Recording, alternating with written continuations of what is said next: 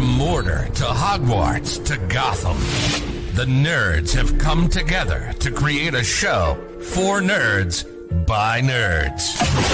Join nerds doing nerd things as they talk about all things nerdy. Stay up to date on the show by liking the Nerds Doing Nerd Things Facebook page.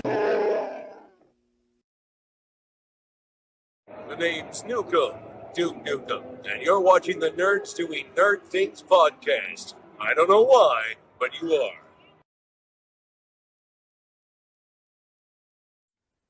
What's going on, wrestling nerds, and welcome to the Wrestling with Nerds podcast. We are talking about Survivor Series 2002 live from Madison Square Garden. Looked like a pretty packed house, but as we'll get into it, not as packed as it was a couple of years ago.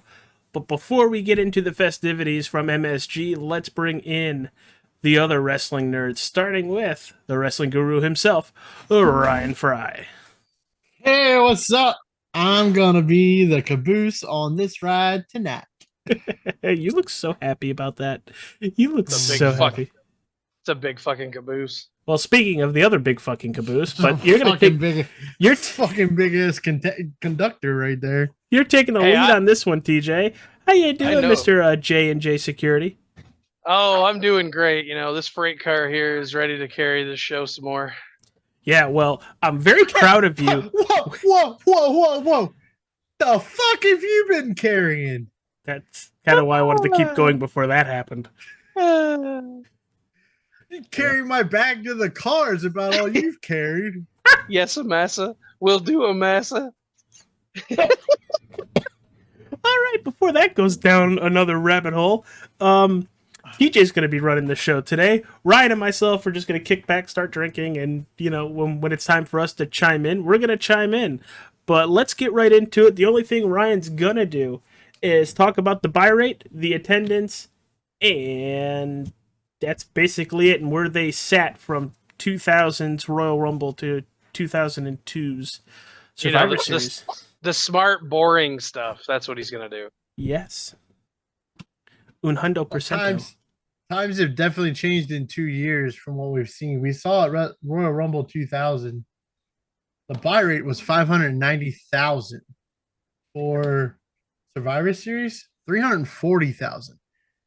And I think capacity was down about 2,000 as far as people in-house. But, I mean, the times have changed. 2000s, there was competition still on the other channel. I mean, it wasn't the greatest competition, but it was still competition. Mm-hmm. Now WWE is a one-horse town, so to speak, of professional wrestling. It's all WWE, and they just started creating competition for themselves with the brand split. This is the first Survivor Series of the brand splits. It's also the first Survivor Series under the WWE umbrella instead of WWF. I believe they've had a pay-per-view a piece. So SmackDown's had a pay-per-view, Raw's had a pay-per-view, and now we get to Survivor Series. So this is the first together pay-per-view of the brand extension. So before I give the reins to TJ, as you can see, he is so excited for it. Ryan, I'm going to ask you this question first, and then I'll follow up with TJ. What did you think of WWE creating their own version of competition between the two brands now that WCW was gone? I thought it was great. I mean, they had to. I mean, you couldn't fill the space of two shows with the same 10 competitors every week. There would be nothing getting built to make things better. And going to the brand extension allowed them to showcase more talent on both shows, and give them the chance to take the ball and run with it. I mean, without the brand extension, you don't get maybe contender runs like Booker T had on Raw against Hunter, or Edge's run on SmackDown as world champion. That might not happen if it's all one show. Yeah. The brand extension allowed that to happen because the WWE champion, Brock Lesnar, he went to SmackDown. Bischoff created a new world or created the world heavyweight title in September and gave it to Hunter, which I understand why they did that, but I never liked how they did that because they basically just handed it to him Yeah. because he was supposed to be Raw's number one contender for the Universal title. I mean, the Undisputed title, which became the WWE title. Mhm. And then because Brock went to SmackDown, they just handed the belt to Hunter. I think that kind of gives that aura that Hunter already has as being the golden shovel guy. And it's like, this was his idea to give him a world title. And I think it would have been fun to see I think it would have been fun for Raw to do a small one night tournament or something with to show off their talent, but they didn't do that. I think if anything, Fry, it's similar to when they do the whole brand swap now and the champions hand over the belts to the other shows. It's like, this is dumb. Like, it's just, it doesn't work. Yeah, well, you mean before? I mean, now it's easy to now. Well, yeah. Hunter has made it so that won't happen again because they're not show title named. So it's not the Raw Women's Champion anymore. It's the Women's World Championship. So when the draft happens and they go to a different show, they take that belt with them. It just becomes the World Championship on SmackDown Back now to how it used Raw. to be. Yeah. The only thing they got left to change is the tag belts. What was it, 2005, when Cena is the first one to go over to Raw, brings the WWE Championship over, and the last round of the draft to SmackDown, JBL is like, I'm going to be champion. And then here comes Batista's theme song as he's like clutching to Teddy Long. Well, not even thinking he's going to be champion. They legitimately had a tournament to crown it was a good tournament. And they called it SmackDown champion, and JBL won it. I thought he was going to be the champ, and then it was announced that Batista was the last draft pick to SmackDown and brought the world title with him. And then JBL just turns into what, the number one contender? Yeah. So then it just became JBL and Batista for the world title at the next pay-per-view. At this time, to go back to it, it's back to what it is now. When you're on Raw, you're the world champions. So it's the world heavyweight champion. It's the world tag team champions. When you're on SmackDown, it's the WWE champion and the WWE tag champions. I don't think, and I wanted to look this up and I forgot to look it up. I don't think the US title was created yet. I don't think so. I don't think Stephanie had introduced it yet. That would be the WWE United States title. Well, no, we have the Cruiserweight title still, so probably not. We have the WWE Cruiserweight Championship, and then we have the Intercontinental Championship. So that was the differentiation between both shows. I always liked that because I always see it as, there's the WWE, but then there's also the world, which now we see as they call it the universe because they have the TV rights with NBC. They use Universal because NBC uses it. It's very smart booking. Same way as that other show uses TNT and TBS, although they're only on TBS, which makes no sense, but I'll digress. Turner's got to get his name somewhere. But I guess my only question before we get to that, Fry, is where is the Intercontinental belt at this point? Who's got it? What show? Because I don't believe that one was defended on the pay-per-view. It was not, and I would think it's a Raw, because I don't think it was really ever a SmackDown championship. I'm trying to remember because it's not unified yet because Kane still has the mask. So, well, if you got to look it up while I take over, go for it. All right. Well, if you're gonna go look it up, Van Dam. TJ, I'll get you wild up and hyped into this. You gotta get Actually, no. Doesn't Jericho come to the ring with a belt? He's the tag champ with Christian. Champion. Look over AJ's shoulder, numbnuts. Oh yeah. All right, everybody. Well, it's time to start Survivor Series 2002, the Wrestling with Nerds, taking it from beginning to end with commentary from the Wrestling Guru and myself, AJ Capola. Here is TJ Barnier. Yeah, so I mean, we're gonna open the show here in the Garden with this thing behind me, as you can see, dangling from the rafters, and the mystery and intrigue of what in God's name is going to murder our guys tonight. Yeah, I could just imagine for the first time walking into that building. Like I wasn't there. I was there in a couple years, but was not there. But can you imagine just walking in, just coming in at eye level? It's like, what the fuck is that? I mean, we had heard of this creation by Bischoff, and it was going to be, like this Bear murderous witness thing. And I couldn't imagine. Chamber. I mean, I imagine too, every superstar that had a match that night, probably on their way in, was like, what the hell is that? Thank God I'm not in that. But yeah, so that's like, that's how they open the show. And then we get presented with a match very similar to one we've covered already on the podcast, a tag tables elimination style tag team match where, the competitors must be put through the tables offensively put through right, of their, like, you must kill them through the table in order for them to be eliminated. And it's a pretty good match as far as, like, what's going on. We've got 3-minute warning and Rico, which I really don't understand that pairing, but it is what it is. And we have Jeff Hardy, Spike Dudley, and Bubba Ray Dudley as Devon is on the other show. And, I mean, we're going to put a Hardy. The Hardys are split, so they're on different shows. We're going to put a Hardy and some Dudleys together, which nothing ever goes well with them on opposite sides, let alone together. Shit's going to die. How about Spike? And, we get bloodline references here. We have, the 3-minute warning. That's all bloodline relatives. Yeah, Rosie brothers and Jamal. Cousins. And I mean, them are some big dudes. And they were doing some stuff in this match that I'm like, oh my God, WWE Jamal going off the top rope.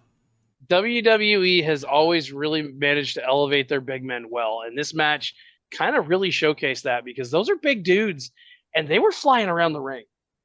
I remember when we were watching it, there's a spot where I think it's Rosie's up on I don't know what he was thinking he was going to do, but he ends up getting, like, the ropes get shook and he comes down and lands on his nuts and flips down over. And I'm like, dude, if that was me, I'd be dead. Like, there would be no, like, continuing. I would be on the mat dead.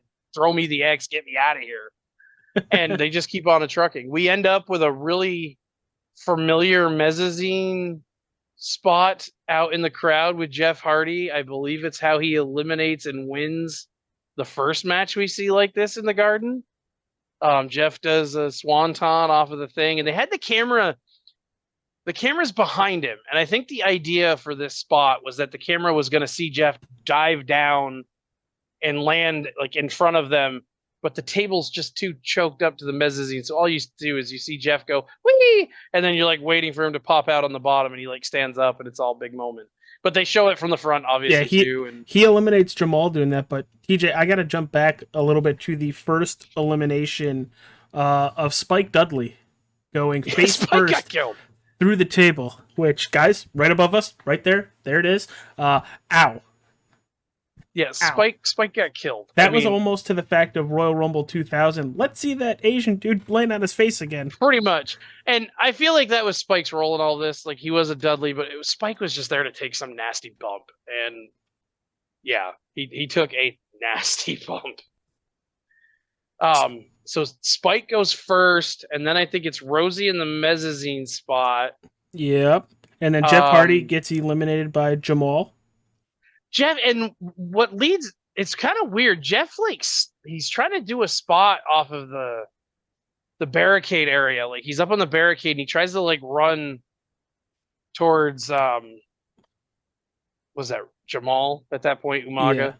Yeah. He tries to, like, run at him and he, like, slips and, like, almost dives into the table. And I think he actually got hurt because that's, like, really the last movement we see out of Jeff the rest of the match. He ends up getting picked back up off the ground after slipping and putting himself through a table and getting put through it, him getting, like, basically dying because Jamal jumps off the ropes and, like, excommunicates his life from his body. Just a minute and a half later, after Jeff Hardy's eliminated by Jamal, Bubba eliminates Jamal. and then it's Rico and Bubba. And I shit you not, I've never seen this pay per view. I thought I would have gone back and at least watched it once, but motherfucker, I was not the only one that popped when Devon ran out. I was Yeah, I mean popping hard. the idea of this match was once you're eliminated, you left because that's what Spike did, and Jeff just because it was kind of dead and getting. They don't get Jeff out of the area till I think they're celebrating. That's how hurt he was. He's still walking But 3-minute warning came back in, and they were beating down Bubba with Rico. And Mr. Testify himself starts running down out of, you can see, I mean, the way the ring was set up, you could see down the aisle. Mm-hmm. And he comes running down, and everybody at this point is like, well, let's go. I mean, we're going to get Devon, we're going to get Bubba, we're going to have our big moment. And sure enough, Devon helps to clear the ring. They do a little bit of stuff. They set Rico up and 3D through the table, lights out, you're dead. Which is gonna lead into a little note I had to make after this match that was kind of weird. But yeah, they win the match, and we get like a tense but awesome little like hug out between the Dudley brothers there after the fact, after they each kind of do their celebration stuff. Yeah, I think it was more what are you doing here? Right. We didn't get the Devon get the tables moment because the table was already in the ring, which kind of sucks because that's everybody's favorite, but we still got to see the 3D through the table. They win the match, and you can see at this point Jeff is getting like helped to the back by like 4 referees. And we cut out of the ring for some recap stuff, and when we come back to the ring, we move to our next match. And now there's a mysterious bloodstain on the mat that we can only attest to know is something happened to Rico when he went through the table. And now there's a bloodstain on the mat. There's nothing you can see in the match. Like, you can't actively see him bleeding. There's also like some duct tape put down to where we think a table might have cut the top of the ring. But we get to go to our cruiserweight title fight, which brought us one half of J&J Security and Jamie Noble versus Billy Kidman. And this was a good match. This was a really good match. I think it's a bit underrated even. There were some really cool spots. Obviously, it's a cruiserweight, so these guys are fast and limber and move around and fly around and do things I definitely couldn't do even on my best day. And there's some really... best day? Always. Once a week. It's not Tuesdays either when I bowl. There's a couple nasty spots in here. Like, Billy Kidman takes a DDT that I thought he died. I thought he was dead. I'm like, dude's dead. I even wrote down in my notes, Kidman dies. That's what I called it. Is Kidman dies, and I do believe that leads into a pin attempt that does not work, and then Kidman does some crazy stuff and takes Noble out. They've got... It was a Tough Enough winner. I don't remember her name now. I forgot to write it down. Her name is Nydia. Nydia. She won the second or the first season of Tough Enough with Maven. She gets up on the ring apron area, like up there trying to distract the ref, and Billy Kidman and Noble goes to charge Kidman, and Kidman sidesteps and takes her out, and that was kind of like all of her bit. Yeah, I mean, she was holding his leg at one point to try to help Noble. It was a typical valet spot for that time era. Like, she did enough to be involved, but not enough to really be a Rhea Ripley would be nowadays, who jumps in the ring and threatens to beat up the guys. And as much praise as guys like Rey Mysterio and Chris Jericho and like Dean Malenko, and even Jamie Noble, they get the credit of being cruiserweights and how good they were. Billy Kidman is criminally underrated as a cruiserweight. He was already a multiple-time cruiserweight champion in WCW. Billy Kidman could work his ass off. He was always one of my favorite ones to watch in WCW. He's one of the ones I remember. Like, I don't remember a lot of the WCW guys. I remember Kidman. Not to mention, I hated the motherfucker because he was married to Tori Wilson. Kiss my ass. You're married to Tori Wilson. I don't like you. But I mean, I always think when I think cruiserweights, Billy Kidman is in one of my top fives all time. I always enjoyed watching him in the ring. I mean, WCW at one time had him on a pay per view. I think he wrestled 3 different times in one night.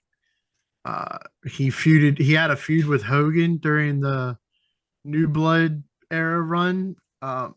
He never got over that cruiserweight plateau, like some did, like Eddie did, like Dean Malenko did. Ray eventually got over the cruiserweight stigma, but Billy Kidman was criminally underrated as a cruiserweight. And then when he got to WWE, I think he just got lost in the sauce because WWE likes characters, and Billy Kidman is not really a character guy. He doesn't have a hurricane tattoo on, or a Green Lantern tattoo on his arm and can magically transform into the hurricane and that kind of stuff. So I think that always hurt him when he came to WWE. But yeah, Billy Kidman definitely underrated. Phenomenal worker. So before we continue, I got a question about like the psychology of cruiserweight wrestling back then, Ryan. You know, this match was just shy of 7.5 minutes. It was very fast paced. While it was still very good, was the cruiserweight division just fast paced and short because they were afraid they were going to blow up if they went long? No, because a lot of their matches are under 10 minutes at most. Cruiserweights to a point, and I will say this: cruiserweight matches in WCW are 100% better than cruiserweight matches in WWE. I don't know if that has to do with the ring itself. Remember back WCW, AEW, they use steel cable ropes. Mexico City uses steel cable ropes, not actual rope, which WWE does, which kind of hinders springboarding and all that kind of stuff. But WCW cruiserweight wrestling still told a story. It wasn't just trying to get your shit in. And it was usually very high speed, fast paced, but would have not a lot, but would have the right amount of false finishes. But that's usually with the luchadors. Mm-hmm. This being two guys that aren't luchadors, you got that style of cruiserweight where, yeah, they can hit the big moves off the top rope, but they're not going to flip flop and fly the whole night or a whole show. They're gonna give you some hard hitting action with their cruiserweights. Nowadays, cruiserweights are world champions in some organizations because they've just completely eliminated the weight class for it. But WCW, that was the one thing, like everybody says, that was the one thing WCW was always good at, because maybe Bischoff didn't have his hands in it, but the cruiserweight division in WCW is still best of any of them that I've ever seen. I always enjoyed WCW's cruiserweight division. All right, so before what else you got? I got something for you. Ruh-roh. You talked about the entrance for Madison Square Garden and how the entrance is behind the ring, as you can see it. What are you guys' thoughts on that? I always enjoyed the entrance being behind them. That to me, that let me know, hey, we're in the Garden.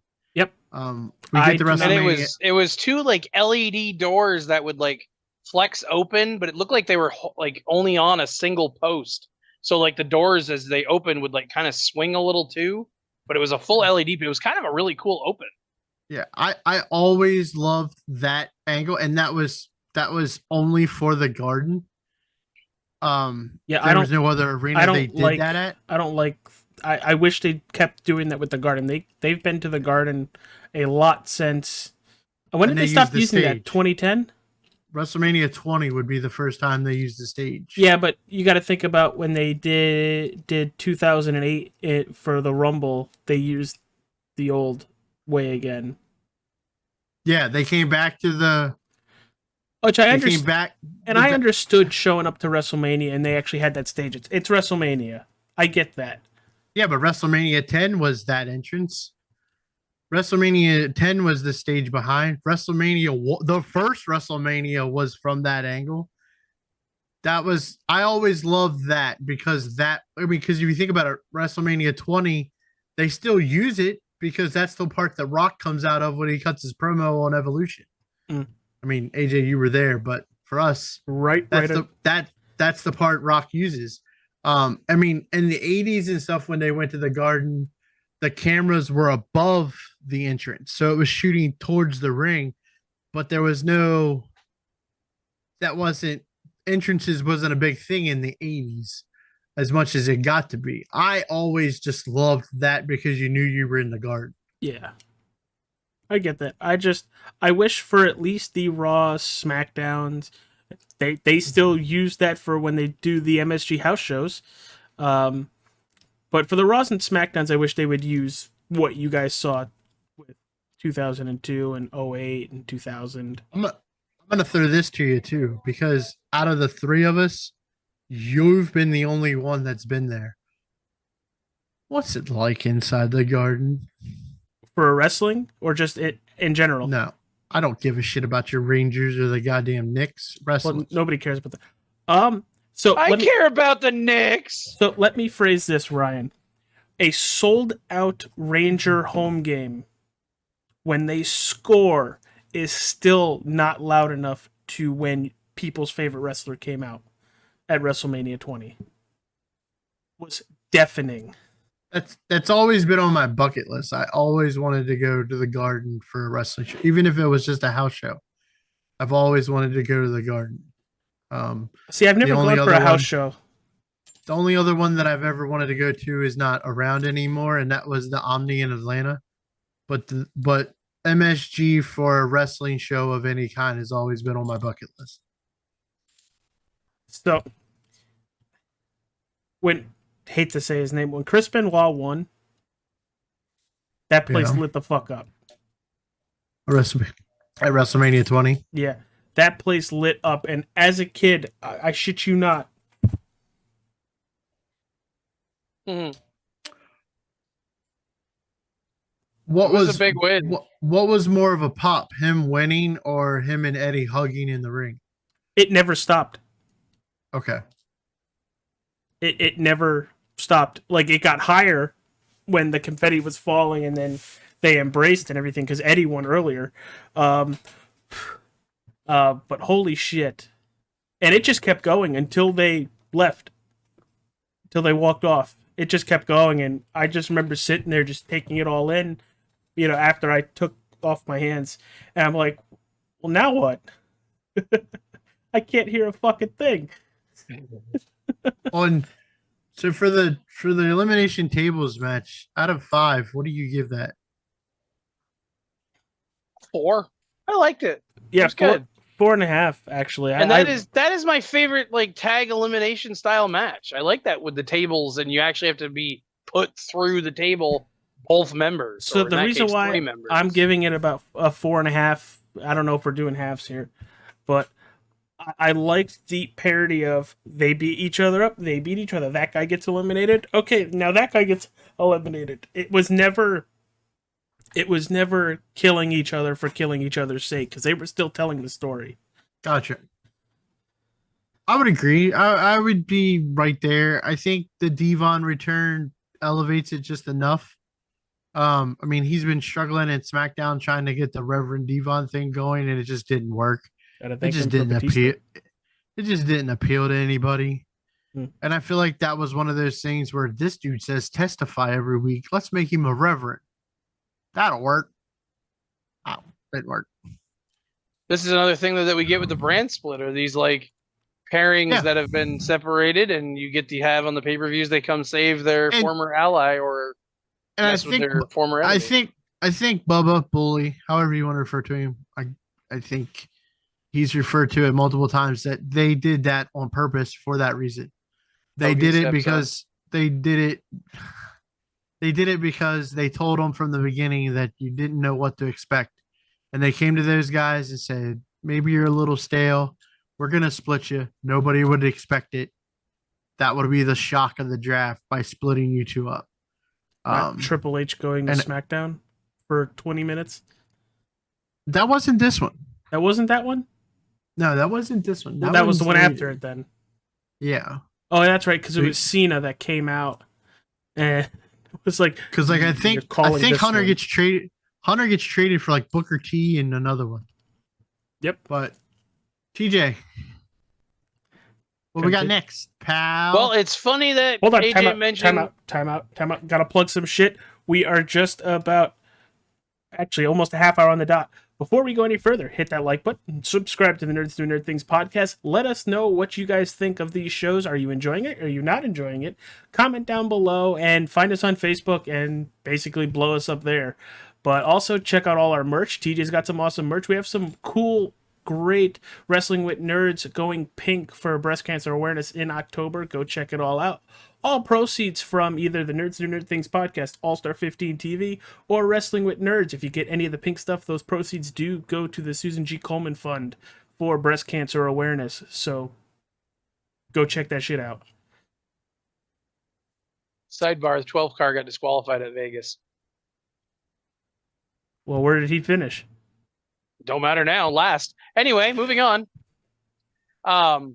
AJ, it's funny you mentioned Chris Benoit because we lead next from the Kidman winning in the ring to a very awkward backstage segment with Kurt Angle and Chris Benoit, who at the time we hugged, brother. Tag team. Yeah. Kurt was weird. They were obviously having an issue as like being this, the crippler Chris Benoit and Angle, the Olympian, like they're being put together as a tag team. They weren't gelling per se. And so they're like trying to like work on it and be friendly with each other. And Kurt's just really awkward. I feel bad for Benoit in this segment. Benoit's just sitting in the chair, just like, what the fuck are you doing? A very awkward bro hug it out moment before we head back to the ring for our next big match, the women's hardcore match for the title belt between Trish and Victoria, right? Victoria. That lady, they portrayed her as being crazy, and it sounds good to me. Like she beat up Terry Runnels the week before and made her all bruised and crap and said she was like Trish, and they had a pretty good lead into this match, and they're coming out to the ring, and I see something in a hardcore match that I wish I saw more. They have a bunch of weapons tied to the ring post in a trash can. And they use the trash cans. The trash cans are like bungee corded to the ring post. It looks really cool. There's like kendo sticks. I think I saw a piece of steel. Yeah. Stop like a broom. There was a broom. It was just really cool. It's one thing I never saw a lot. And yeah, Trish was getting choked out with a broom. They just the way they had the weapons like right there on hand, and they use the trash cans. A couple times they're running around the ring and someone gets shoved into one, and it's like, now there's just this extra hazard you have to dodge in a hardcore match. It's a pretty fun match. It's really quick. It's criminally quick. It like 7 minutes on the dot. Yeah. We get a really fun line in the match. Made Ryan laugh hysterically, talking about Victoria. The last time she got whistled at was right before a train hit her. Fry was rolling on that one. I don't even know if Ryan can hear us right now. I don't know. It says he's muted. I'm guessing he's having issues. We'll come back to it because I know he liked it. Like I said, it was a criminally short match. But I loved the viciousness in this match. Oh yeah, they were out to hurt each other. Absolutely whipping each other. And was it Trish? Trish ends up bloody, or was it Victoria? Victoria, her lip and nose. It's a little bloody. She ends up winning. That was a surprise. Does. And I think that's them, trying to get the belt off of Trish and kind of giving Victoria her little bit of a run. Because I was always a fan of Victoria. Back when she was like the spider witch kind of lady. Well, I think it's somebody grabs, I don't remember who grabs the broom, but it ends up in the ring. And I said, look, now she can fly around the ring on it. Yep. You did. But yeah, I mean, it was a good match. Just really quick. And that's a thing we have seen with the women's division for a long time, is just really underrated short matches that has now become like a corrected thing. They get their due. Yeah, as you guys are seeing, Ryan's having a little bit of issues right now. He'll come back when it's ready. I'm gonna throw up the X on the episode. Let's pause for a second and figure this out. Yeah, we're gonna take a quick. Oh, I'm good. you're good now. Mm-hmm. All right, well, we're just gonna leave that in because screw it, everybody. Editing, yes. It's what happens when you watch football all day with your earbuds in and then they die. Dun dun dun dun. It's like Stephen Well, Hawking when he finally passed away. Dun dun. We've dun, kind dun. of wrapped up the match, Ryan. I did want to make sure you heard the quote. I think we all got out of that match was the last time she got whistled at was right before a train hit her. Yeah, that was absolutely great. That was one of my favorite things I think I've ever heard King say. So, question for you, Ryan. You were watching back then. Myself and TJ most likely were not. Were you expecting Victoria to beat Trish that night? No, not even close. Especially the way it was, it almost seems like it was not supposed to happen that fast. But I get the whole fire extinguisher thing. But yeah, Trish or Victoria was a good competitor for her. Like I thought it was going to be a close match, but I thought Trish was still the best female on Raw at that time by a long shot. So, TJ, let's get into match number 4. And this was the first, for me, real big surprise of the night. You mean other than Victoria winning? Yeah, but I liked Victoria. This is our WWE title match. Weighing at 500 pounds. Brock Lesnar versus the Big Show. Hold on. Big Show versus champion Brock Lesnar with Paul Heyman. Yes. We have the Heyman guy. Yeah. We have our Heyman guy in Brock and the Big Show, who is like has a segment where he goes and talks to Bischoff and he says, Bischoff, I'm gonna make you realize your mistake for trading me earlier in the night. Didn't think nothing of it. Just a typical backstage segment, really quick. Didn't make note of it, but made sure to remember it. If you know, you know. They come out and AJ, do you have the time on this match? This match was 4 minutes and 19 seconds. Yeah. It was Brock was led to believe that Brock had like a broken rib, so like he wasn't going to be able to do anything. That man still picked him up and F5'd him. Brock is about to win the match after they've killed the first referee. The second referee comes out. We're getting a 1, 2. Paul Heyman grabs the ref and drags him out, and Brock does not get that 3 count. The look on Brock's face, though.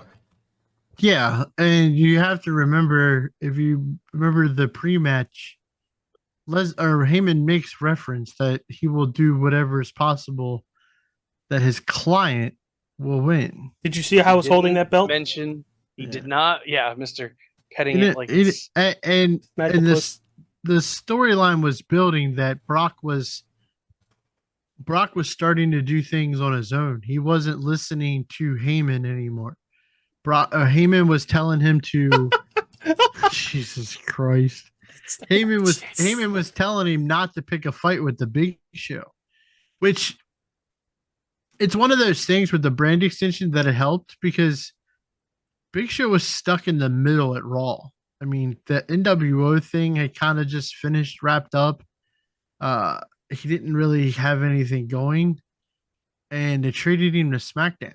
And he goes to SmackDown, and the first night he debuts, unannounced, he throws The Undertaker off the stage after Undertaker and Brock had a Hell in a Cell match at the No Mercy pay-per-view. Yep. Which by far is the best Hell in a Cell match I've ever seen, except for Cody and Seth. I can't watch Cody and Seth again. I mean, you didn't like Seth and the Fiend? No. I fucking wince. And Heyman keeps telling Brock, stop doing these things, protect the title, stop doing them, and he continues to do them because he's Brock Lesnar. I don't understand why this match goes as short as it is, unless Brock. I mean, this was getting close to the end of Brock's run.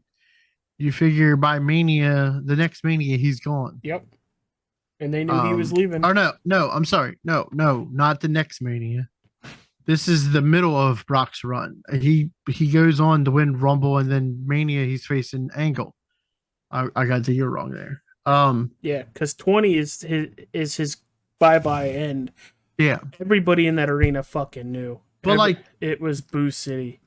These two. Let's just talk about the Brock Lesnar versus Big Show feud, the rivalry between these two. It's always been impressive because of the feat of strength that Brock Lesnar can do with the Big Show. Ragdoll.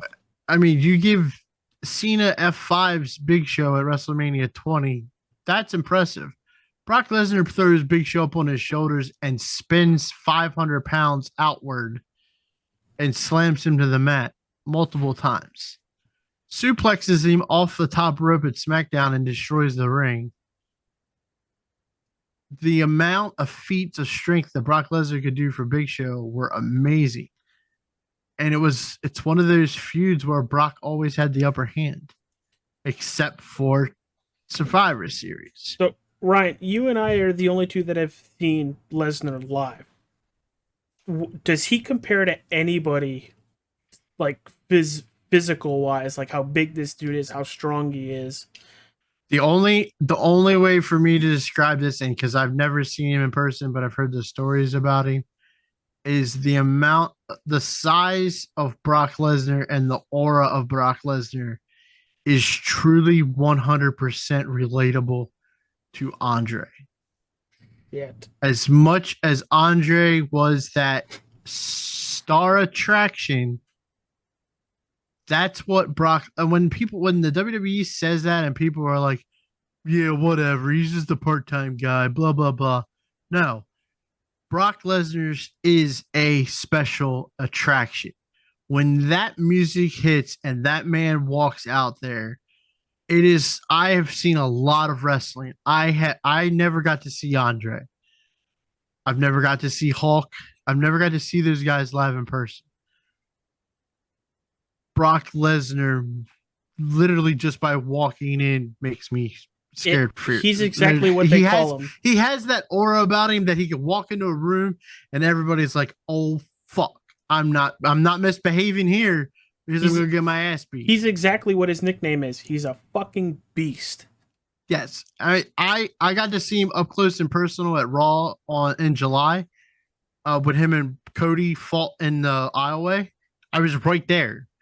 And he dwarfs Cody, and Cody's like 6'1", and he just hit the size of this man is like the things he does in the ring he shouldn't be able to do. It's that fucking scary how athletically gifted this man is. He's huge, but the velocity he moves in, the agility, the speed should not happen. And his speed is weird because it's not like it's not a Rey Mysterio cruiserweight fast. It's just he always is moving forward. His lunges are one big step, Commando two big step, and he's there. And it's just like, oh my God, the coverage that this guy can get in a matter of a minute is just unreal. And just to think, he took over the WWE, he took over UFC. I'm not a UFC guy, a big UFC guy, but I can't think of many people that can argue that it hasn't been as big as it was when Brock was fighting every couple months. Like, that made people want to see what he could do. This is so nice. To think that this guy never went, and this guy easily could have been in the Olympics. Could you have imagined Brock Lesnar in the Olympics? That would have been ungodly real. For wrestling, shot pudding, javelin. Just for wrestling. I mean, he probably could have ran the 100-meter dash and kicked the shit out of half the people. I mean, he might have actually kicked the shit out of him just to win. It is Brock. He could have done the hurdles and just chucked them at everybody. So, the only reason why I'm this high on Brock Lesnar because I've always liked him. I've always understood, Ryan, you know this because we've all talked about it. You know, we understand why he did 18 suplexes in a match. Why he's doing all this because he's Brock fucking Lesnar. Yeah, and then we also have that one person that was like, "Oh, it's another Brock match. Fuck him." Thank God we don't talk to him anymore. It's Brock Lesnar doing what Brock Lesnar in the ring is the same thing that Hulk Hogan was in the 80s and 90s. He didn't have to do anymore. It was already impressive. Brock Lesnar didn't have to go off the top rope because he didn't have to.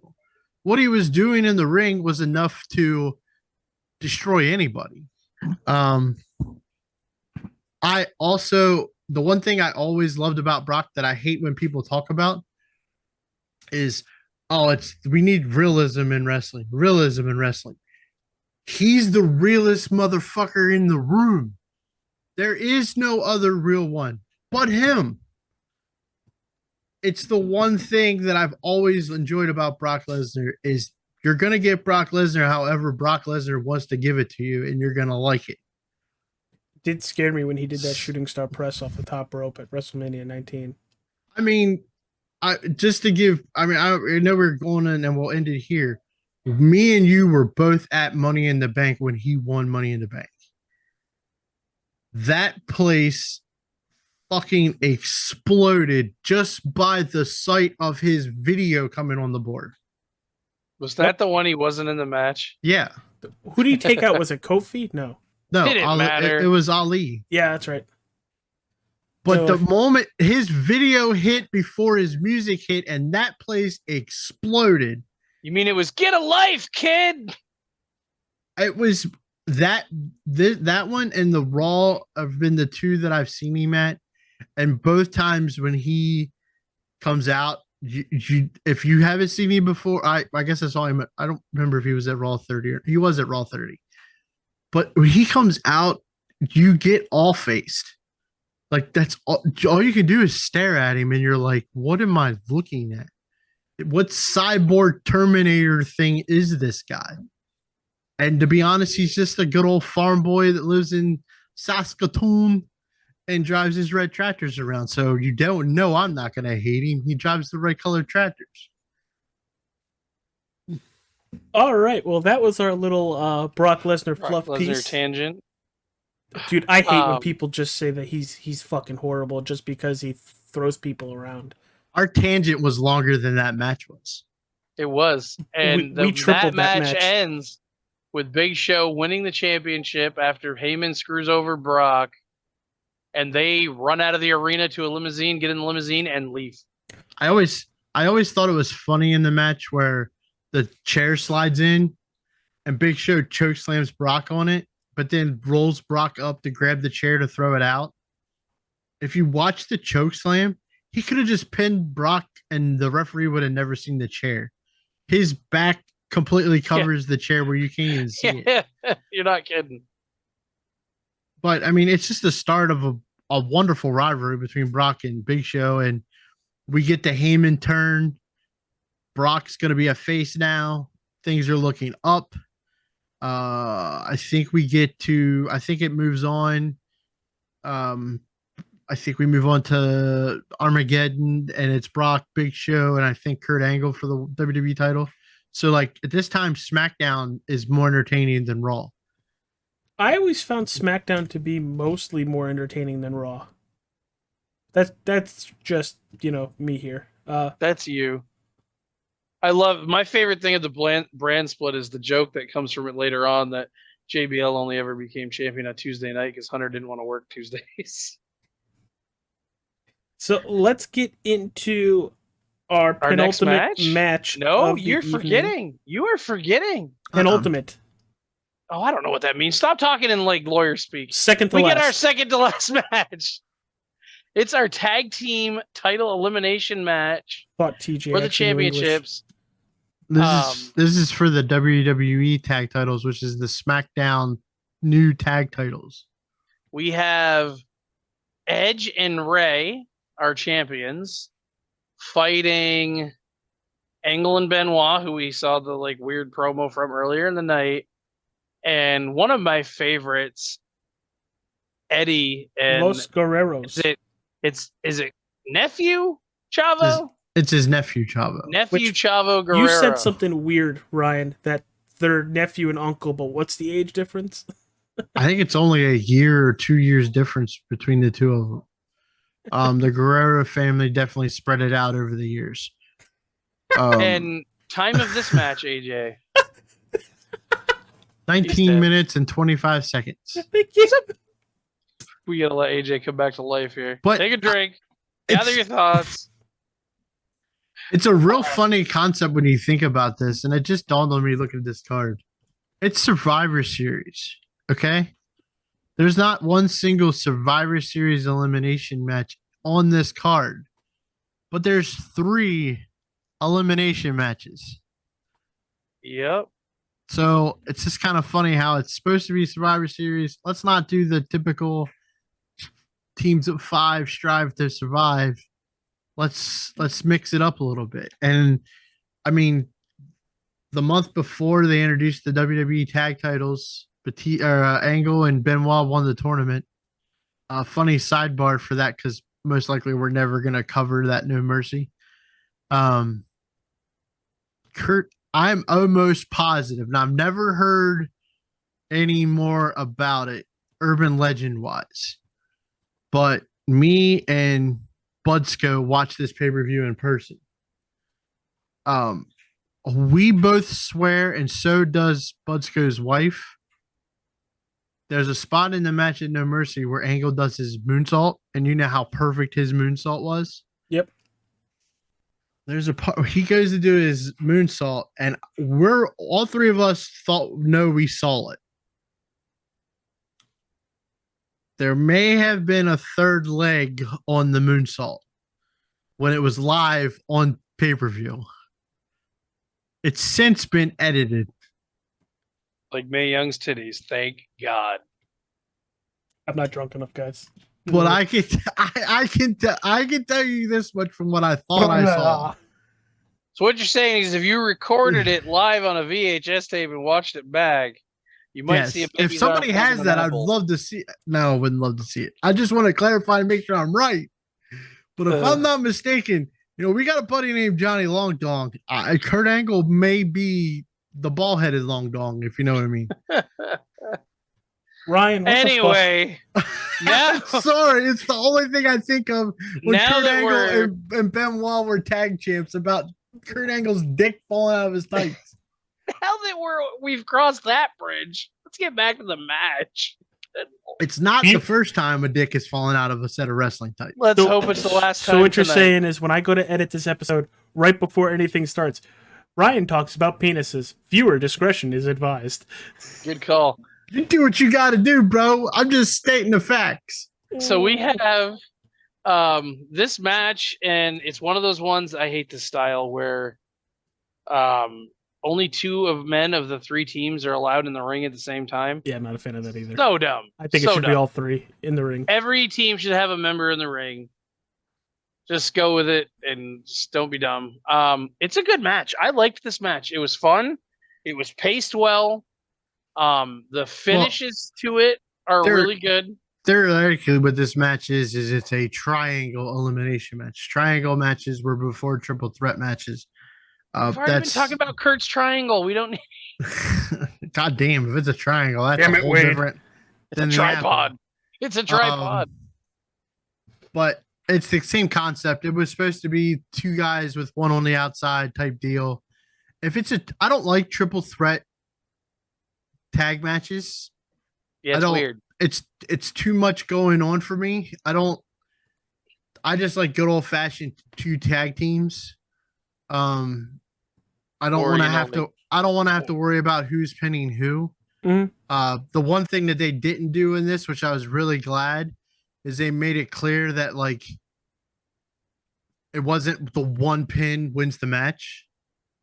Because a lot of triangle triple threat matches, it's the one pin wins the match. They made this elimination match because then you'd get the old shtick where Ray would be fighting Benoit and something would happen where Edge would accidentally tag in Benoit.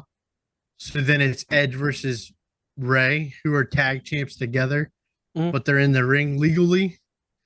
That I think they learned from that because I think it was like 1998 with Road Dogg and Billy Gunn where that was the match and they tagged each other in and then they pinned each other.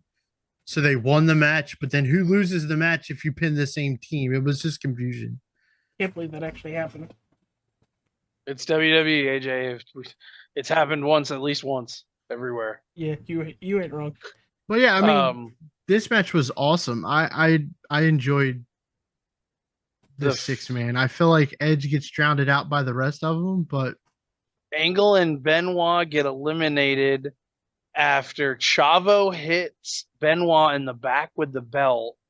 I think Angle pulls him off of him. Chavo hits the floor and tosses the belt up to Angle. And at this point, Benoit stands up and I just got hit with a championship belt. Kurt is holding the championship belt.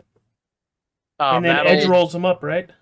That is an old moment of mistaken identity kind of moment, and they fell into that one and ousted of the ring. They are. It starts the Guerrero schnoz where they start throwing chairs at each other and all that whole stuff. Anyway, I can cheat to win kind of thing that Eddie is known for, and I mean, honestly, it made him fun. They end up again, the two teams battle for a little while.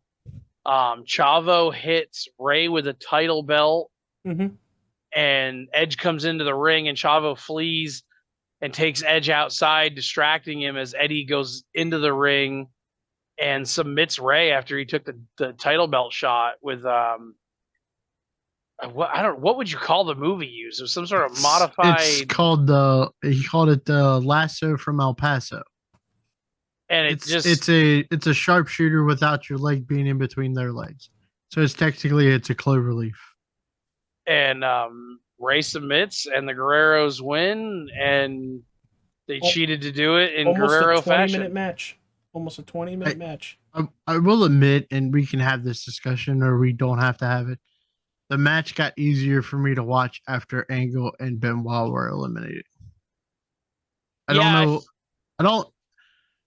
That was a story within that story that they were a tag team, but I think everybody knew where that was really going. Is that it was just meant to eventually have the two of them fight. I was referring towards more of real life than anything else.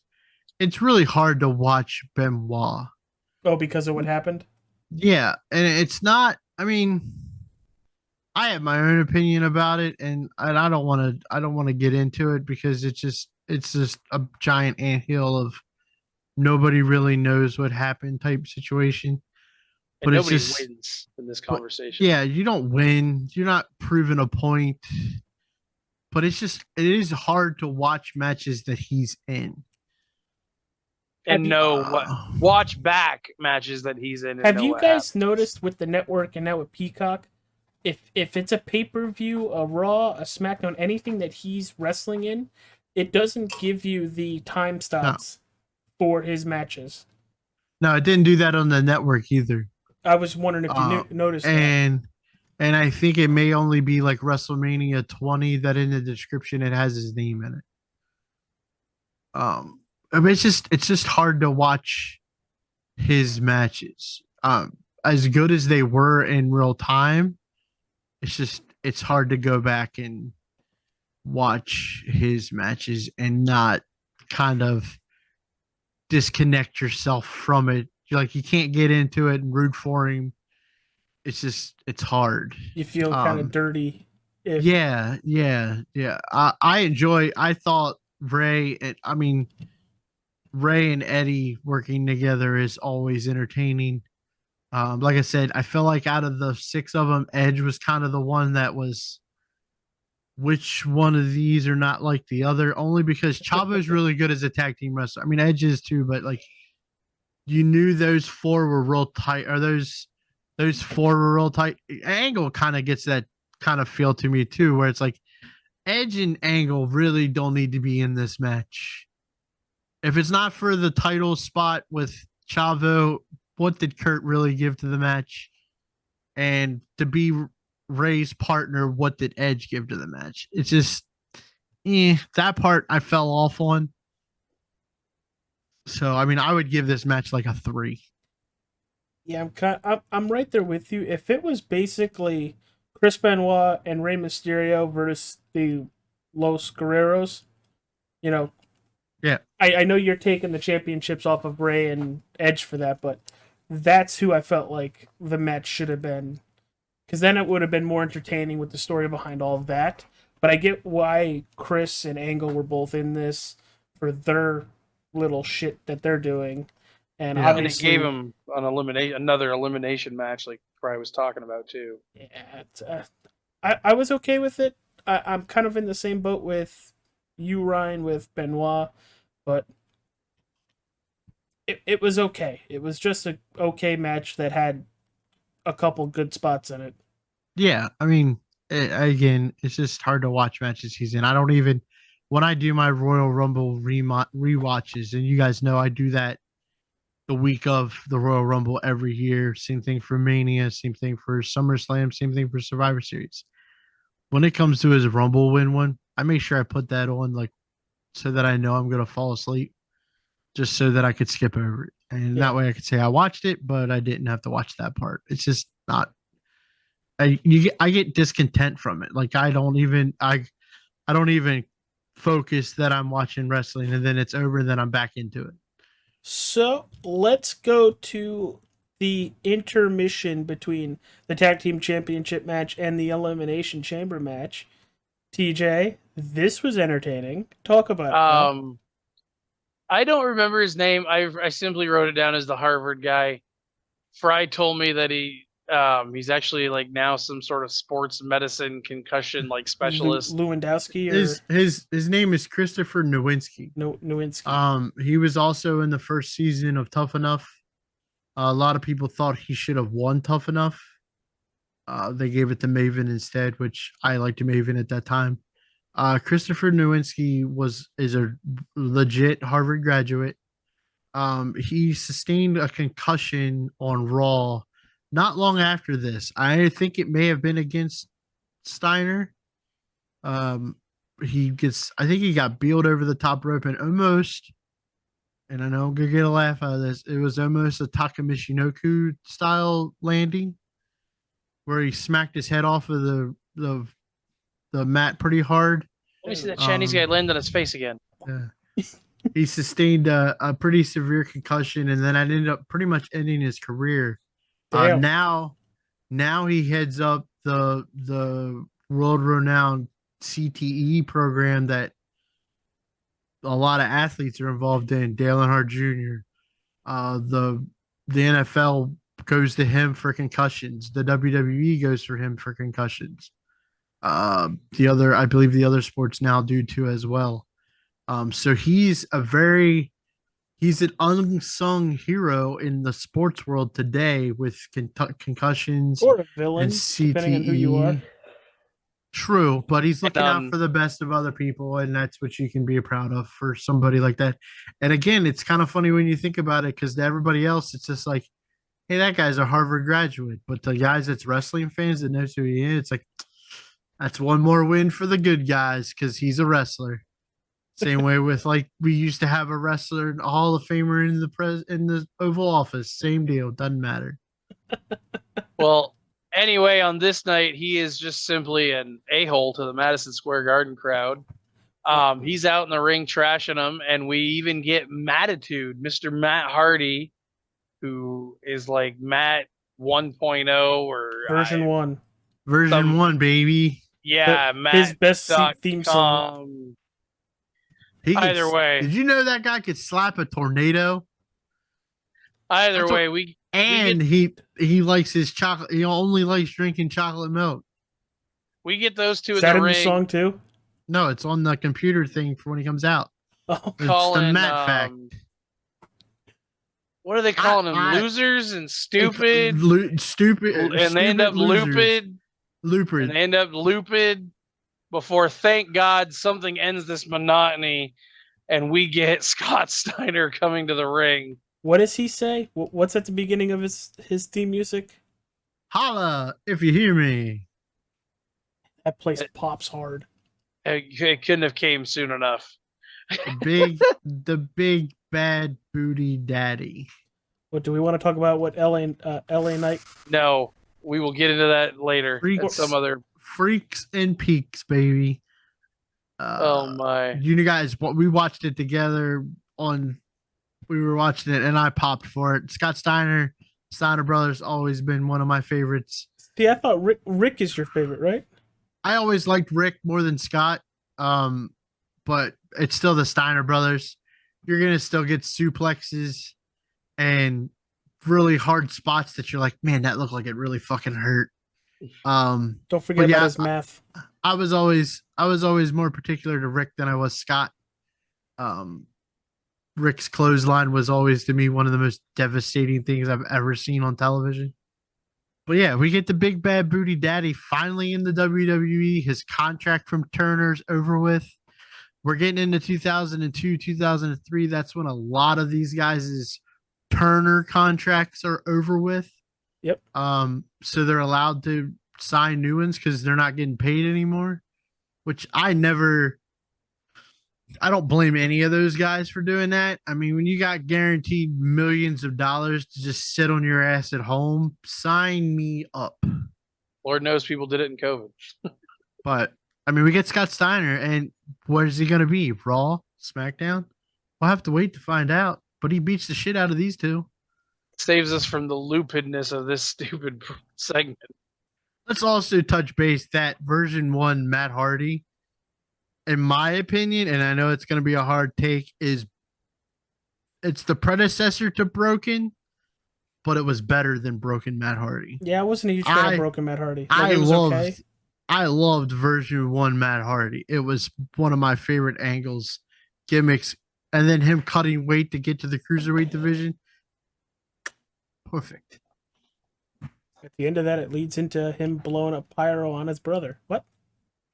Anyway, now we finally get coming to the ring, Mr. Man behind the NWO curtain himself, Eric Bischoff, never one to toot his own horn. Well, to be fair, storyline based, it's Eric Bischoff.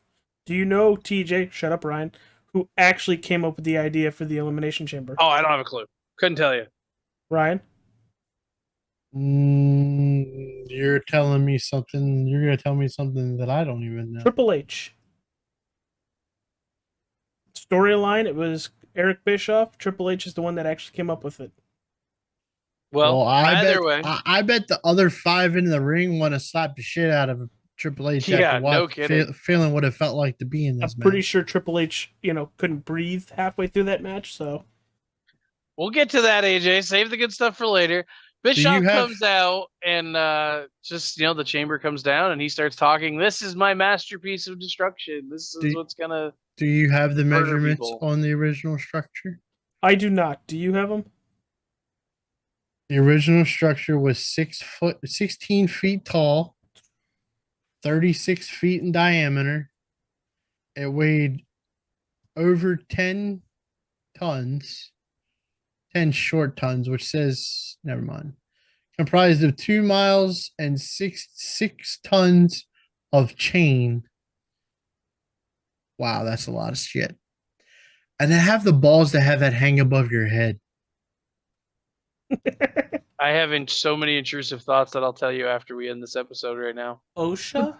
But just to think about it, yeah. So many violation. So many intrusive thoughts I'm having right now that you guys just can't say on air. I mean, it's just amazing the structure that they're gonna fight in, and I mean, it was ominous for sure. It being round, that threw me for a loop when they first introduced this thing. That it was gonna be round. It was like everything in WWE square. The ring's squared. The steel cages are squared.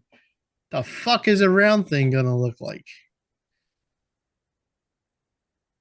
Round thing, round thing in a square hole. It just didn't seem like it was gonna fit. But it came down and it fit, and out comes Bischoff. He tells us, and we start getting people to the ring. There was not a lot of room on the sides. No. They definitely, I think they widened out the area for now it's this square. match. Yeah, well, see, they went back to being square. Right. Like, this round shit don't work. I do like this one better though. Now, But I like the way the square one looks because I like the way they added the plexiglass on the corners and the way that they made the chamber for the square one. It actually there's like a gap between the chamber and the ring post now. Where like if you look at TJ's, there's no gap because they made the pods round. Mhm. I like that they can go between there. I like that. I like that they made the top of the pod solid now so that they can work off of them, like we see in the match with they try RVD, to, where they work with RVD later. The top of the pods in the original chamber are chained, so they fall through. or he get grabbed and dragged Yeah, through. and definitely moving to a square allows them that more ringside space that is needed for those big spots off of the chamber. I think they did that on purpose. And I think they did that why they don't want this thing to become the Hell in a Cell, where just being on the outside of the ring isn't enough. Let's try to figure out how we're going to get out of the cell. They've tried to make, if you pay attention to the Elimination Chamber matches, other than I think one, maybe two, they don't get out of the chamber for Unless anything. they've died. The only time they've ever gotten to the chamber is really when somebody tries to get in the chamber, and it's usually when a guy gets eliminated and they're getting them out, and the doors open, and that's how they're getting in. That was Edge at one point. Edge was when he took out Kofi before he got into the pod Okay. when he So won the world title. We end up the start of this match sees Hunter and RVD in the ring with Shawn, Jericho, Booker, and Kane in the pods. It's not bad. You know, you get Hunter and RVD doing some decent stuff around the ring.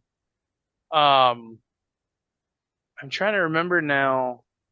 I think Y2J, I remember I wrote this down. Y2J comes out first. And him and Hunter kind of like form this uneasy alliance and start beating the ever living hell out of Rob Van Dam. Yep. And just they're trying to do everything they can to put him away throughout the match. Think about it. These two just faced each other at Mania, was Jericho and Hunter. But so they're working this uneasy alliance for now up until Booker comes in, and Booker kind of works with RVD, and it's mostly just at this point become a 2-versus-2 kind of thing. Before Rob Van Dam gets eliminated, he goes to do a spot. I put this in the match I notes. think he does it twice. Well, he does some. He gets up on the top and he tries one time, and that's when Jericho grabbed him. That's what I talked about. That was early in the match. Before Jericho came out, he got grabbed and dragged into the pod, and it was a unique way to use the pod as like a way of attack, but also like, you know, you're still hidden in there. And Rob tries to do, I think it's a frog splash or something. Yeah. And he comes down on Hunter's, I think you said larynx was the actual injury. Yes. Yeah, he misjudged how much room he had between the pod and the ceiling of the chamber. Because he's higher up. Yeah, so he couldn't get that jump that he normally gets. And he basically laid up trying to come off of the pod. And when he lands, his knee pad or his shin pad goes right across Hunter's throat. And it ends up, I don't think he crushed his larynx, but he definitely heavily bruised it and made it very hard for Hunter to breathe. And it leads to the point that Hebner throws up the X on Hunter, but they don't really know what to do. Well, what happens there's was obviously Triple H rolls to the grate on the opposite side, and if you guys see, a medical dude from the side of the ring crawls underneath it and is talking up to... Yeah. Like they're trying to make sure he's okay. And Hunter kind of disappears the rest of the match. He does little spots like when Kane comes in and they need like a moment of Hunter's there. They got to make sure everyone knows he's still in the match. But for the most part, he just kind of hangs out on the ground, like essentially trying to figure out how to breathe. Rob got eliminated just after that spot by 13 minutes Y2J. in. 13 and a half minutes in, he gets eliminated by Booker T.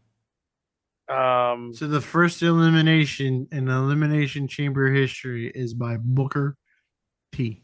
Can you dig that sucker? Tell me he didn't just say that. I Kane need that as comes a in. soundboard. Kane enters what, the actual or my version of it? Negatory. We're just gonna leave that at that. So Kane comes in at 5. No, Kane comes in third. Technically, yes, he would be. He'd be the fourth entrant. AJ. Forget Scott Steiner math. Let's go along with TJ math. So Triple H is first. Rob Van Dam starts. Chris Jericho comes in third. Oh, yeah. I forgot about Booker. God. Fourth is Booker. And I couldn't dig that Kane sucker. is fifth. He enters third, but in fifth. Here you go, forgetting the black guy again. That's my favorite race car driver. Anyway, Kane throws Jericho. They made sure, like in the pre-match, to make sure everybody knew this was bulletproof plexiglass. Kane throws Jericho through it like it's paper.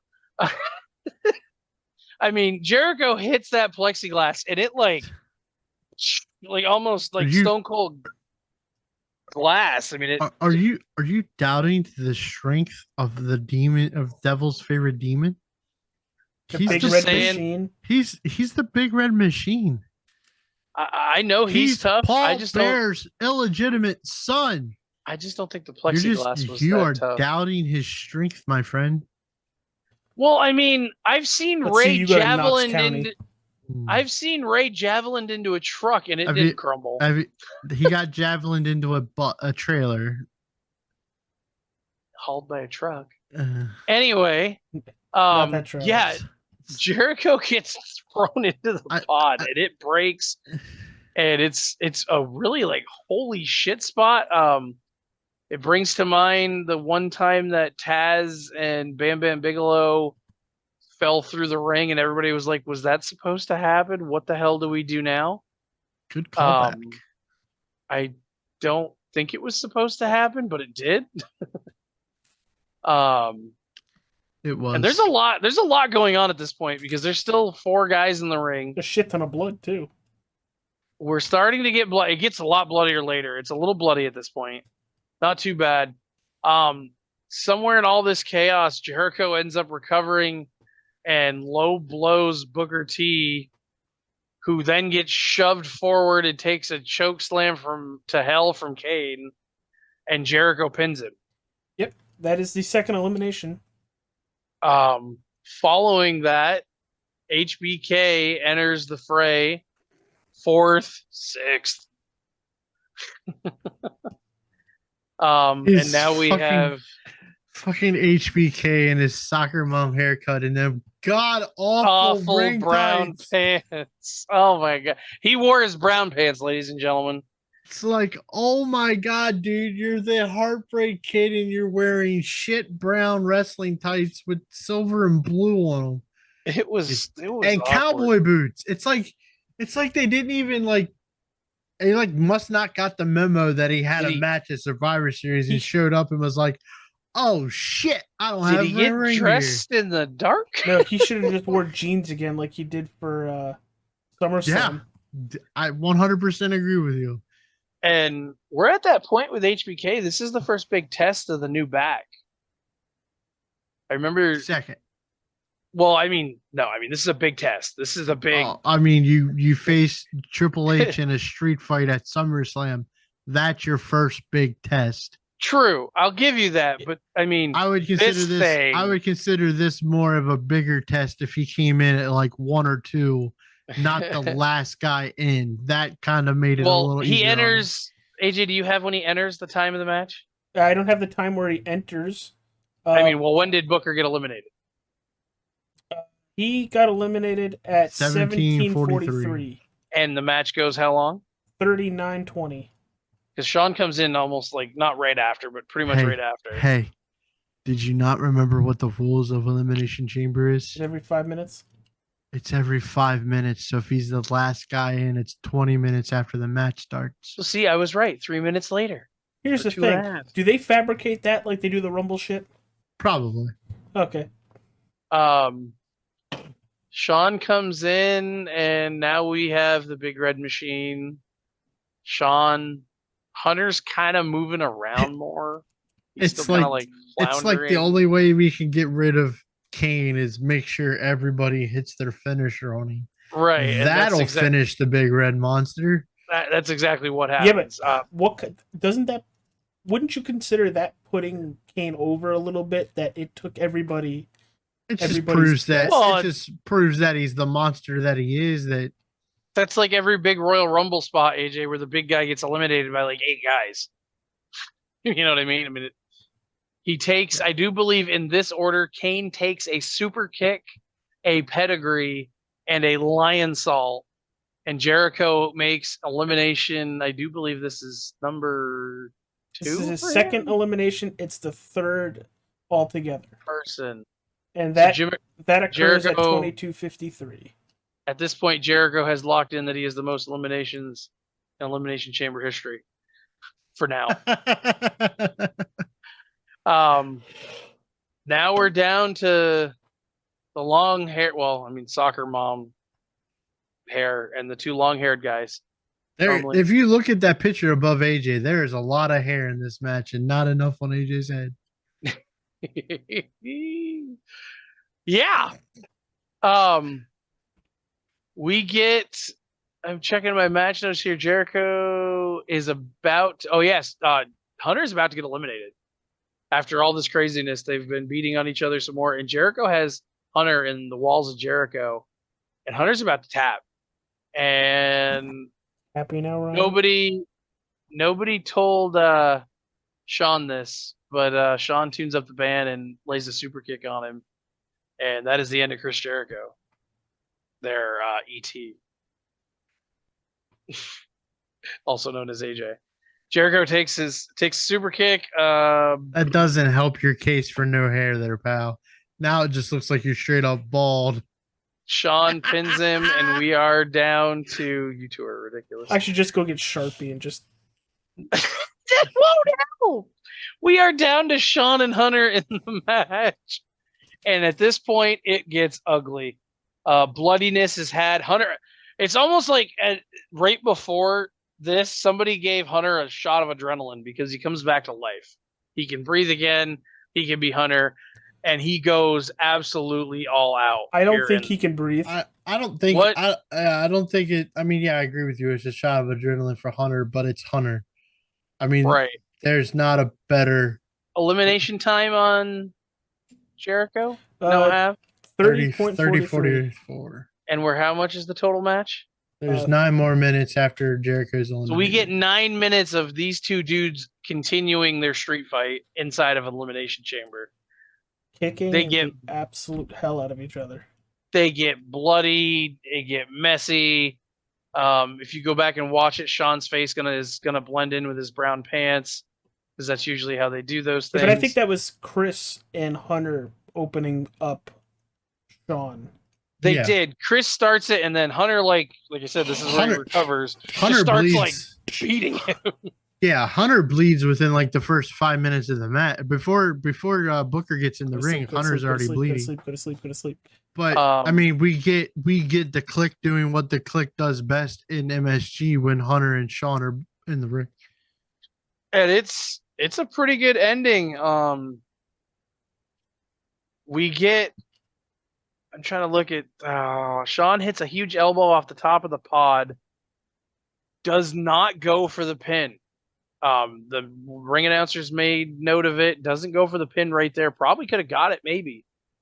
Instead, goes for some sweet chin music. Band gets tuned up.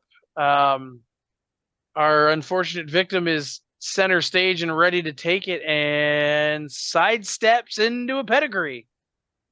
And Sean is now dead in the middle of the ring.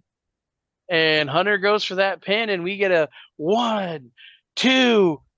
No, thank you. I'm kicking out at like the latest 3 kick we could get out of Sean.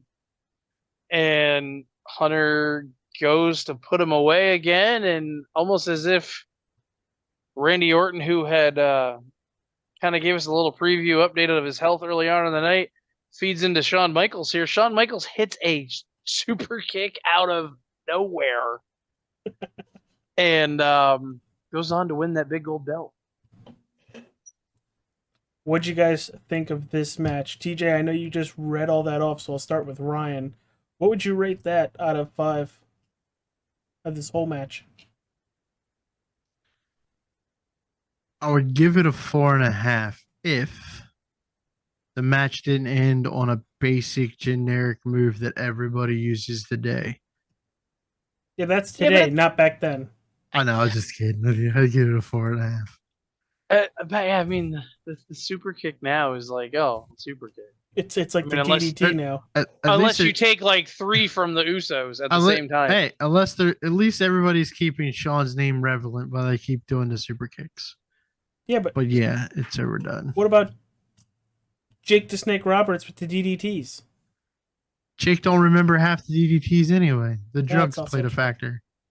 And if you pay attention and watch our channel, I mean, DDT is going to show up again in our game later. That'll come out in a separate clip. What the fuck are you talking? Never mind. I'm just saying. Yeah, I would say a 4.5. This isn't one of my favorite Elimination Chamber matches, but for being the first, it's pretty good. It's a way to go out swinging. I mean, I feel like some things were a little fast, some things were a little drawn out too far in this match. They definitely learned from this first one. I'm just glad they never gimmicked the gimmick, if you know what I mean. They didn't have to add, and they never had to add anything to the Elimination Chamber to make it stand out. Didn't they make an extreme? Oh, they did. The ECW December to Dismember, they had an Elimination Chamber that was full of toys. Yeah, but that was WWE ECW, and that was already a gimmick. Yeah, okay. that was the gimmick. I mean, as a wrestling fan, you try to create cool things. I always thought it would be cool if you see right above TJ's head there on the picture, the circle. Mm-hmm. I always thought it would be cool if you hung a belt there. Wouldn't that just basically be the X Division title? That would be a gimmick on top of a gimmick. So what the fuck am I talking about? Okay, I'm going to give this question to you. What would you prefer to watch again? More Elimination Chambers or whatever that double, quadruple cage monstrosity we got from WCW was? I enjoy the Tower of Doom. I will show you 2 other matches. If it's done right, I would probably enjoy it. I will show you other matches that were done in the 80s with the Tower of Doom that are really, really good. I enjoyed that concept. If they cleaned it up just a smidge with clarifying that, like, once you start at the top and you work your way down, the ones that you're fighting don't come down with you. The triple cage thing that we watched for Uncensored, that was a shit show all on itself, but that's besides the point. But the actual triple tower cage, I enjoyed that concept. Because you could fight inside the cage or you could fight outside the cages. So that I didn't mind. This I don't mind either. I just don't like the whole sitting around and waiting for it to build. Yeah. That's like the downfall for any of these gimmick style matches like this. Even War Games is the same way. The match can't end till everybody's in the ring. So what do I need to watch the first 20 minutes of the match for until there's the last guy gets in, and then it's like, oh, now I can pay attention. I think War Games would be better if it was elimination too. War Games to me is just a different. I mean, they're awesome matches. For their NXT time, ones were better. For their time period, they're pretty good, but it's just like these gimmick matches where I gotta wait to get the final group. I don't. Like, I really liked when NXT did it. It was like the Undisputed Era, and I'm trying to think of the other guys. But the one thing NXT does that I'm waiting for them to tap into is don't have a roof on their cages. for the NXT ones or for the last War Games we had at Survivor Series. And there's that rule that if you escape the cage, you disqualified for your whole team's disqualified or you forfeit. I'm waiting for a heel turn in the match where the guy purposely goes out of the cage for his team to forfeit. Because that would suck. they keep putting that in, but nobody's done it yet. And I'm still waiting for that just to hear the pissed off fans of we watched this whole all this damn War Games just for him to climb out of the cage and forfeit for his team. You know where that would have been really interesting? Sammy Uso. Sammy Uso. That would have been awesome.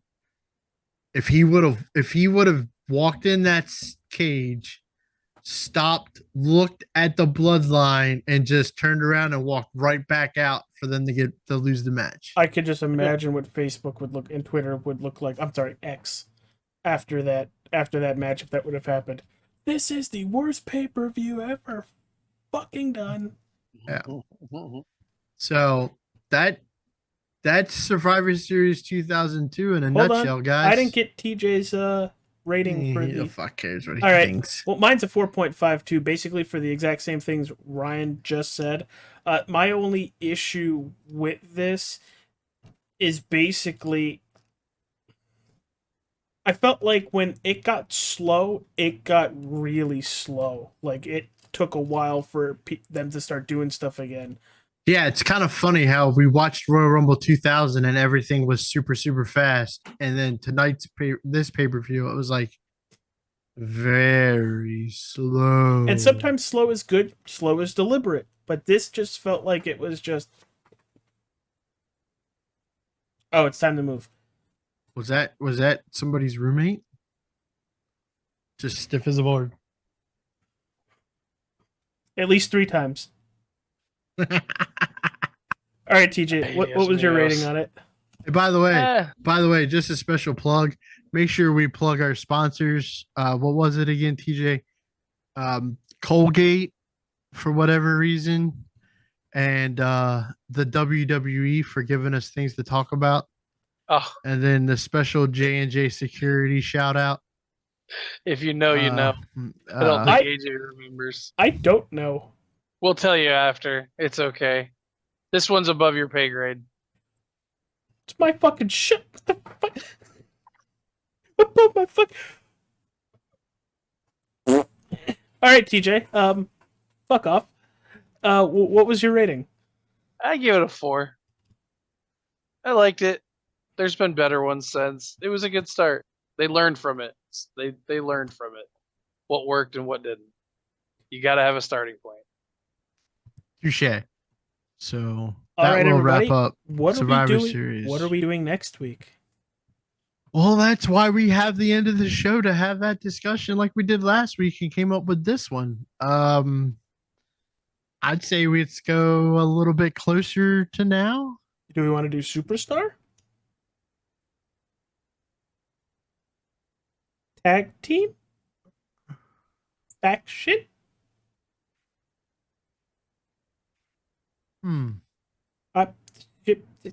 All I get was a huh. So like it was. You've got me thinking. My gears are turning, and I'm hungry, so it's working. So really slow. Who picked Elimination Chamber? Was it TJ? Technically, me. Who picked the one before? I picked Degeneration X. I picked NWO, so it's back to you. It's back to Back to me. Ah. It's back to me. Ah. Fuck. So we did 2 factions, a pay-per-view. So Done. Yeah. Before that was Miz and Stone Cold. So I really haven't picked anything at all. Well, okay, never mind. I did DX. Let's do a Superstar. And it was somebody I had circled on the list a while. And if I had the gloves, I'd put them on right now. The phenomenal one. The phenomenal one, AJ Styles. This one's going to be fun to do because we're going to have to outsource to a little outside the WWE curtain for this one. Yeah, I am very excited for that because Ryan has, at least to my knowledge, you've been a fan of his for a long time. Well before, WWE I've Impact. I've been a fan of his since Get Ready to Fly, which was his first ring music in TNA. So, And we're guys, tying it back to Shawn Michaels and that soccer mom hair. And if I find it, I'll show it on here. I've met AJ Styles so far in person. when he was traveling with the Young Bucks. Hey. This was right when he first started going to Japan. He had just won the IWGP World Championship. I talked to him. His tattoo on his side, his daughter, I think it is. The one with the bow. Yeah, The last one? is my birthday. Oh shit! Yeah. So, and he hung out. I met him at a retro gaming place that actually made him a custom N64. And then he ended up buying like one of the arcade games that they had. So he stuck around the store for quite a while. Very, very cool guy to talk to. Very, very, very knowledgeable on gaming. But yeah, I've been a fan of AJ since not that AJ, but the real AJ Styles. I've been a fan of his since about the early 2000s. I saw him on Nitro when he debuted on WCW.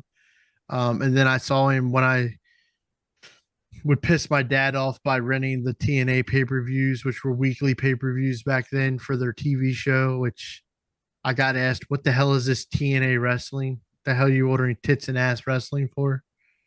Oh my god. Yeah. So, Fun note there. guys, we're doing AJ Styles next week. Let's hear what your thoughts on the career of AJ Styles and how are you looking forward to that episode. But with everybody saying AJ Styles. And if you want to know how to make Ryan Fry really envious on Fuck screen, you. Kiss my ass. One of these days, I will defeat you and get that goddamn thing. Defeat him how? What, are you actually going to drive to his house and pin him? I know where he lives. I'll beat shit out of him. these guys have belts. I have wrestling buddies. All right, Jake, everybody. There's Jake. Peace out. We'll see you next week for AJ Styles. Oh, that's right. He did the click shit too. They had not a Madison Square, it was the house show in New York.